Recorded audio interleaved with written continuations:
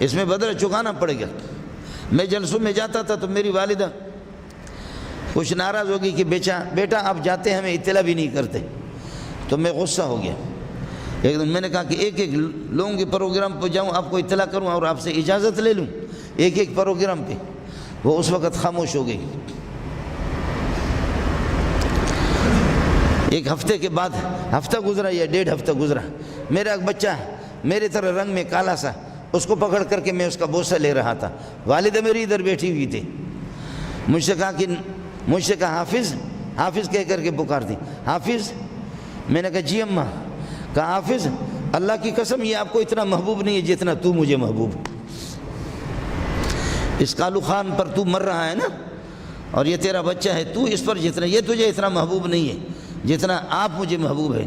لیکن میں نے کوئی بڑا قصور کیا اور کوئی جرم کیا کہ میں نے آپ سے کہا کہ حالات کس طرح ہیں، آپ جاتے تو ہمیں اطلاع تو کر دو، اطلاع کر دو کہ آپ کے لیے دعا کریں کہ آپ کی واپسی کب ہوگی۔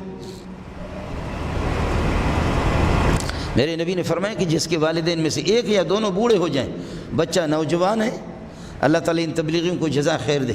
علماء کی کمزوریاں کوتاہیاں، لیکن ان علماء کو جزا خیر دے۔ یہ اللہ کا رنگ اس طرح چڑھ جاتا ہے بعض لوگوں پر، دیندار علماء پر اور طلباء پر، ان کو حقارت کی نظر سے نہ دیکھیں۔